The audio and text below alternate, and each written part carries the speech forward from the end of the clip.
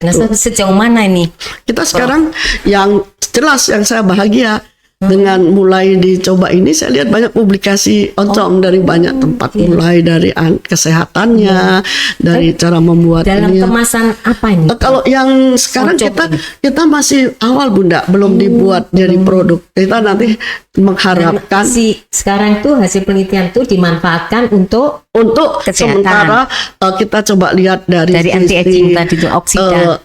SOP-nya dulu, cara pembuatannya dulu. Kita harapkan nanti kita bisa membuat cara pembuatan oncom yang standar, yang lebih hygiene, lebih enak, lebih bisa dipertanggungjawabkan, lebih dihargai kayak model tempe sekarang sehingga nanti untuk go internasional lebih. Oh, jadi belum sampai produk dalam proses konsumsi. Iya, baru sampai konsumsi dan kita sedang pelajari Bunda. Nanti seperti apa sih yang terjadi karena produk oncom beragam sekali. Jadi ada yang bagus, ada yang enggak gitu kan. Jadi kita ingin supaya setiap kali orang makan oncom itu kayak kita kalau beli kayak tempe lah. Sekarang sudah mulai. Kita bisa dulu bedain namanya makan tempe. Yang ini enak. dari Malang maunya. Oh, ini dari Purwokerto atau apa gitu. Mungkin nanti begitu ya, Pak. Akan terjadi, tapi setidaknya kita tahu. Indonesia, gitu, betul. Ada. Dan selalu begitu gitu. Jangan hari ini bagus, besok enggak. Iya, itu tugas kami teknologi pangan begitu, Prof ya, untuk bagaimana menjaga konsistensi dari kandungan terutama sehingga menghasilkan rasa. Betul. Kan itu ya, Prof. Dan saya harapkan itu mulai dikenal lagi karena sudah setelah enak baru kita kenalkan ke anak-anak kita. Jadi makanan bergizi sehingga tadi pangan lokal ini bisa masuk. Ada kapanpun. Sampai akhirnya kita bisa mewariskan. Itu salah satunya Itu yang saya harapkan. Kalau enggak dosa kita. Mudah-mudahan Prof. Dosa. Ini hasil karya Prof. Enggak juga. Bukan saya aja Bunda.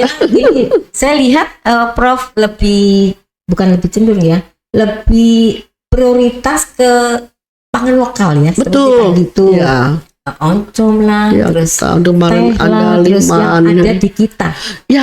Karena sayang Bunda, sekali lagi kita itu dikasih warisan banyak. Saya nggak mau jadi nanti generasi durhaka. Karena sekarang hilang semua, udah banyak yang nggak tahu. Ketika saya tanya pun banyak yang nggak tahu. Dan yang lebih menarik lagi, ketika kita tanya AI, artificial intelligence pun jawabnya ngaco. Oh gitu. Karena mereka juga nggak kenal hal baru. Tapi kita sia-siakan gitu. Sementara kita belajar sesuatu yang kalau di luar itu sudah kemana-mana. Jadi kalau kita masih di tempat, kan sayang gitu. Mungkin sebagai pendidik, pengajar, salah satu caranya melalui mahasiswa tadi ya. Barangkali melalui mahasiswa ini mereka diarahkan meneliti lah kekayaan kita ya. Dan betul Bunda. Dan mengembangkan terus karena supaya ikuti perkembangan ilmunya. Betul. Ini kan pasti kalau ilmu itu kan tidak berhenti ya. Dan syukur-syukur banyak nanti wirausahaan yang tidak asal-asalan. Saya harapkan itu kan yang memberi manfaat lebih. Nah, kalau kita banyak menggunakan bahan lokal, buntutnya tuh banyak. Nanti generasi penerus ya. Dan memberi dampak. Dan tidak ke hulu Bunda. Jangan sampai gitu ya. Iya, karena kalau ini dihargai lebih, ya saya harapkan semangat lah. Jangan tengkulak dan lain-lain yang maju. Mudah-mudahan sampai ke hulunya gitu. Dengan daya beli yang lebih bagus dan ini kan mereka juga akan lebih semangat. Untuk menghasilkan. Betul. Nah, Prof, begitu kesibukan Profesor Hani sebagai peneliti dan baru-baru ini para sahabat podcast, Profesor Hani ini menerima penghargaan apa Prof? Silakan Prof meneruskan. Iya, sebetulnya sih itu di luar di luar ini saya sih di luar ekspektasi karena beberapa waktu yang lalu ada Indofest ya itu untuk minyak aciri. Dan saya kebetulan sebagai ketua Asosiasi Flavor Fragrance Indonesia dapat undangan untuk mengajak dari member kami untuk bisa menyampaikan inovasi betul iya. Nah ya namanya. Nah masalahnya tuh begini Bunda, tidak ada saingan di AFI karena tidak ada yang mau. Jadi monopoli dong. Jadi bukan monopoli lagi, narsis malah. Ya karena saya bingung kan. Ya mereka umumnya anggota AFI itu industri besar Bunda, dan mereka juga tidak langsung produk, mereka itu lebih banyak ke bahan mentah. Jadi tapi kan nggak lucu gitu kalau kita diundang pameran, diundang dihargai sebagai asosiasi terus kita tidak partisipasi kan. Jadi akhirnya oke lah, saya bilang yang satu-satunya produk saya yang minyak aciri itu ya si permen itu. Jadi ya udah anggap saja penggembira untuk pokoknya ada wakil AFI gitu kan, karena saya juga tanya apakah itu perorangan atau harus apa, katanya siapa saja boleh asal asosiasi mengajukan. Oke. Tapi ternyata saya kaget juga ketika dengar yang melamar banyak katanya. Jadi saya tambah santai lagi kan, beres lah kalau gitu, udah ada yang mewakili. Jadi saya nggak terlalu peduli sampai titik terakhir itu. Saya juga datang itu karena ya saya sebagai ketua AFI saya harus datang mewakili organisasi. Makanya saya juga bingung kenapa saya dicari-cari, dosa apa saya kan. Nggak taunya ternyata dapat penghargaan salah satu. Terima kasih Bunda. Ini motivasi Prof untuk bersemangat lagi untuk mengembangkan, terutama saya tertarik sekali karena ini kan hasil bumi kita ya, jadi harus terus dia. Bagaimana Prof ini membagi waktunya nih? Profesor harus ngajar, harus melakukan inovasi, mengembangkan hasil yang sudah diperoleh, terus ada ketua organisasi dan sebagainya. Mungkin bisa Profesor sharing ini. Makasih Bunda. Terima kasih Bunda. Ini pertanyaan yang menantang. Saya sendiri juga bingung ngapain saya ya. Jadi jujur ya kita semua punya hanya 24 jam Bunda.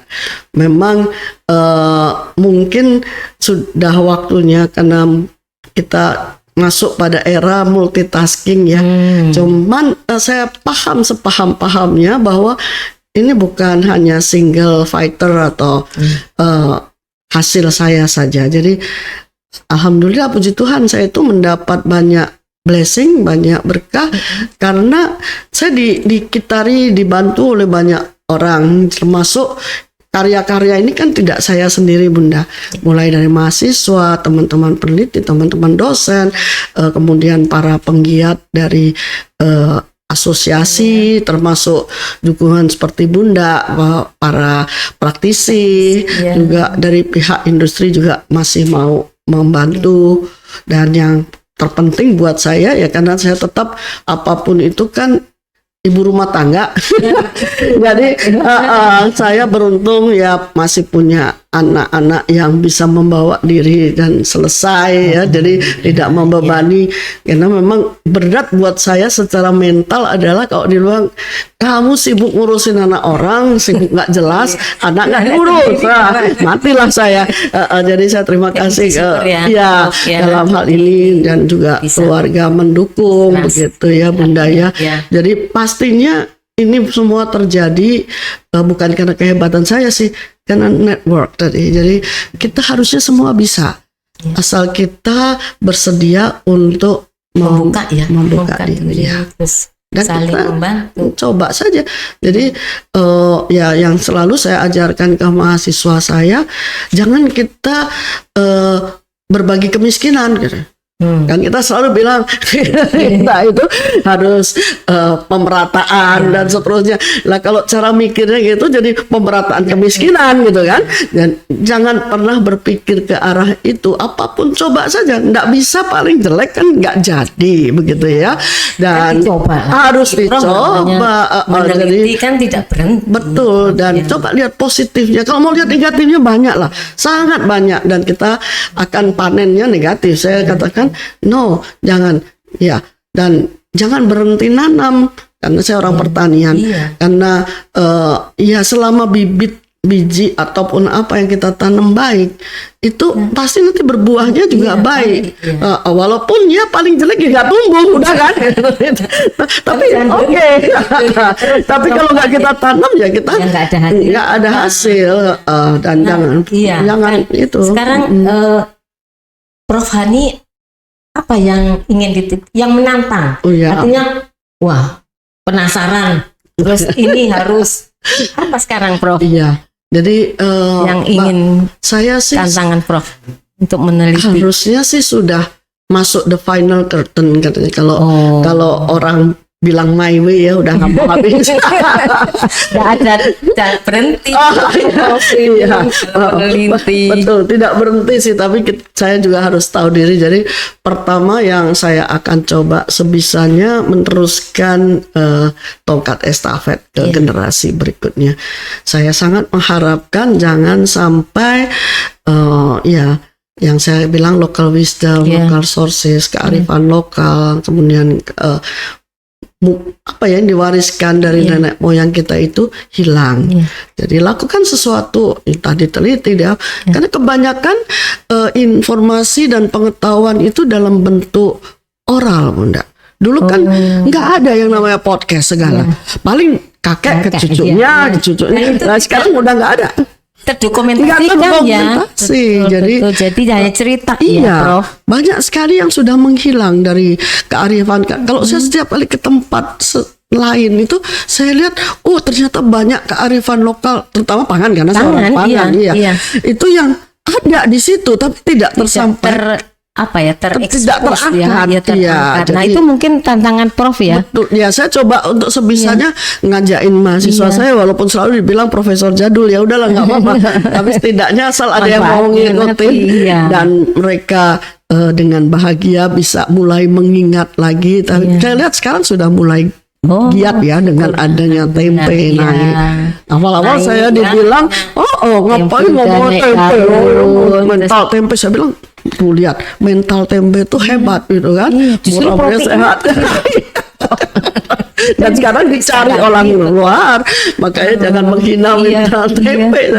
Terus juga ya itu pertama Bunda. Kemudian yang kedua yang saya masih sangat mengharapkan adalah kita akan lebih banyak industri yang mau mengangkat pangan fungsional, yang mau menerima mengembangkan dan memasarkan tentunya ya Prof. Dan terus yang ketiga ini di luar saya sangat mengharapkan situasi positif untuk semua kegiatan yang artinya terkait dengan pertanian. Iya. Secara umum pertanian ya Prof. Karena sampai sekarang masih terjadi kesenjangan yang masih membuat banyak orang tuh trauma begitu loh Bunda.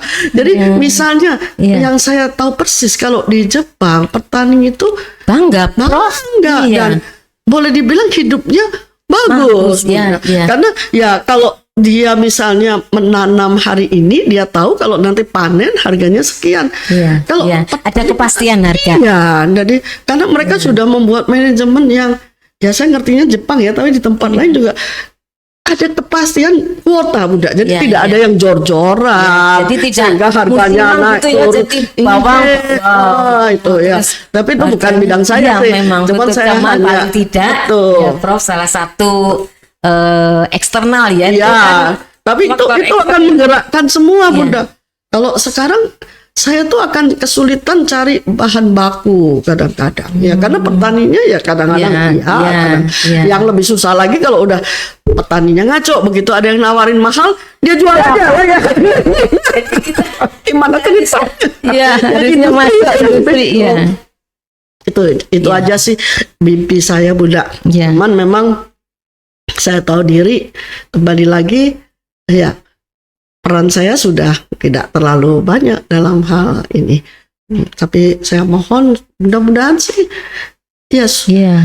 suasana sustainability industrialization itu terjadi di Indonesia.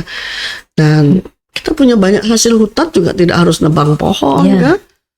Ya, termasuk kayu putih itu saya ngotot karena itu salah satu cara membuat hasil hutan terbarukan dimanfaatkan dan itu dilestarikan kalau nggak pohonnya dibuang semua ya habis lah. Padahal sangat begitu berfungsi untuk banyak hal. Nah, dalam perjalanannya ini Prof, sebagai mahasiswa, peneliti, pengajar dan sebagainya, apa prinsip yang Prof pegang ya, sehingga ini memperjalan profesor dengan konsistensi, komit dan sebagainya. Apa prinsip yang Prof Hani pegang? Saya sendiri sih harus mengakui miracle banyak, keajaiban banyak di dunia saya, karena saya lahir bukan sebagai peneliti, bukan sebagai pengedukasi, bukan sebagai orang terdidik. Saya lahir anak pasar. Kebetulan rumah saya dulu kalau pagi itu jadi pasar. Jadi saya melihat lebih ke arah terdidiknya adalah pasar. Bahkan ibu saya selalu bilang udah cepet nikah aja biar cepet, karena memang kakak saya pun lulus SMP pun enggak gitu kan. Tapi saya beruntung karena kebetulan sekali lagi di sekeliling saya banyak membantu. Jadi kalau Bunda tanya, yang namanya sekolah saya ngaco kemana-mana, tapi untungnya selalu jatuh di tempat benar. Jadi selalu bersyukur. Itu yang selalu bersyukur dan itu keajaiban ya Prof ya. Saya berusaha sebisa mungkin mengembalikan quote-unquote buat saya itu pinjaman pinjaman kebaikan, anugerah yang sudah diterima selama ini. Itu saya katakan do our best gitu. Kita harus berbuat sesuatu yang terbaik untuk memberikan manfaat kepada masyarakat kah gitu ya Prof? Karena saya sudah merasakan manfaat itu. Jadi harusnya kalau itu terus berlanjut dunia ini pasti akan lebih baik. Karena banyak orang-orang yang hopeless, yang saya sedih malah terbalik sekarang kan. Generasi sekarang itu ampun saya sama sekali tidak tahan banting. Padahal udah dikasih kenikmatan banyak. Jadi saya jadi ingat teori pertanian, kebanyakan pupuk mati. Jadi saya terlalu banyak resource barangkali terlalu banyak kesempatan malah jadi tidak nggak agile. Jadi saya harap sih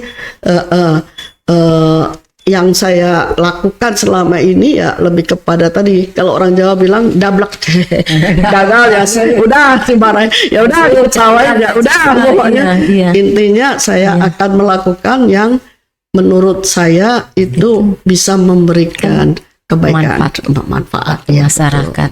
Dan tentunya nih kita tahu Prof sebagai peneliti tentu ada masa. Nah, untuk melanjutkan ini bagaimana Prof relasi dengan pihak luar, terus dengan ini kan tadi mahasiswa dan sebagainya. Jangan sampai ini nanti Prof pensiun terus Kajuputnya ikut pensiun Prof. Karena Kajuput itu punya IPB jadi itu sebabnya kenapa saya juga ngotot untuk terus jalan. Sekarang kita sudah punya calon partner ketiga, mudah-mudahan jalan Bunda.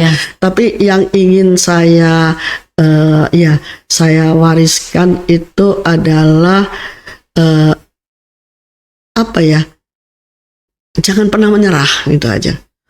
Pantang mundur, susah di jalan-jalan, cari jalan pendek, shortcut Jadi apapun itu. Jadi uji coba terus gitu apapun kesusahannya, selalu saya bilang ke mahasiswa saya, coba saja.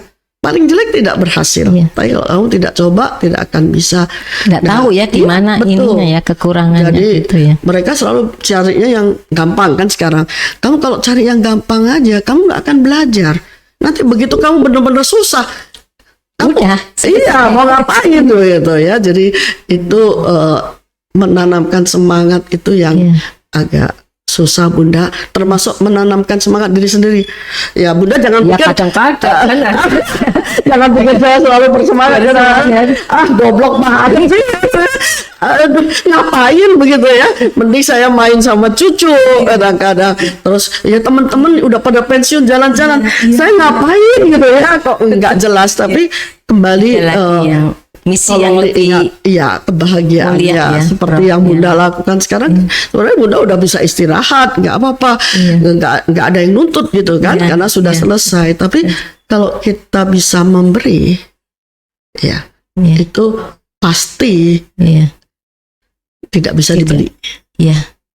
Ada Kebahagiaan kenikmatan yang tersendiri ya, Betul, Prof kan, ya. itu lakukan Ada dengan penuh kasih Kasih sayang. sayang, betul. Iya. Kita bukan kuli kok. Banyak sekali adik-adik kita juga teman-teman yang saya lihat kerja itu jadi kewajiban. No, saya bilang kerja itu tempat eksistensi kamu. Makanya kalau kita lihat orang Jepang tuh kalau kerja tuh betul-betul dedikasi karena dia mencintai passion Iya. dan dia tidak merasa dia kerja untuk siapa Bunda. Iya. That Jadi is kenikmatan my ada, pride. iya, Iya. kenikmatan. Kenikmatan. Maka dia nggak Berdiri. peduli mau ada bosnya, kayak nggak ada bosnya. Kalau di sini Iya. kadang-kadang Iya. kalau nyapu nggak ada bos, Jadi, masukin bawah. Tapi kalau di Jepang dia akan detail sekali dan itu saya belajar banyak di sana. How to love your career, Iya. your work. Dan tentunya dengan kita mencintai kita akan memberi Kita yang otomatis itu, Prof. Iya. Kalau kita dan kita tidak mencintai pekerjaan itu, terus all out ya, Prof. Kita dedikasikan semuanya. bukan untuk mendapat Iya. penghargaan bla bla bla. No. Yang harus menghargai diri kamu sendiri. Mungkin pesan-pesan seperti ini untuk para generasi muda, terutama yang senang di inovasi pangan nih, Prof. Apa? Ya. Silakan, Prof. Pertama, jangan pernah takut susah. Iya. Inovasi pasti susah. Kalau tidak ya namanya niru. Dan niru ternyata lebih susah. Bukan artinya ya hanya follower ya. Artinya kalau inovasi itu pasti struggling. Jadi kalau melakukan inovasi mengalami kesulitan, jangan menyerah. Mungkin suatu saat harus mundur, berhenti. Tapi coba lihat peluang. Selalu lihat peluang. Dan kalau gagal bukan berarti itu kegagalan. Itu pembelajaran. Pasti akan. Jangan pernah takut. Dari 1000 yang saya lakukan, dapat 1 aja syukur. Jadi teman-teman, kalau belum dapat 1 waktu 1000, buat 10.000. Pasti siapa tahu itu adalah inovasi. Tapi yang pertama yang tidak boleh lupa, kerjakan dengan cinta. Cinta.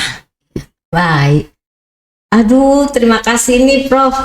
Para sahabat podcast, hari ini kita mendapatkan cerita yang luar biasa dari Profesor Hani Yang sering biasa di luar. yang di luar. Iya. Profesor Hani yang mulai dari laboratorium sampai kepada pasar, dan tentunya pengalaman ini memberikan kita nilai dan bagaimana kita menghargai tadi pangan lokal, bagaimana mengangkat, bagaimana melestarikan, bagaimana terus dikembangkan sehingga pangan lokal kita tidak hilang. Global, itu ya, Prof.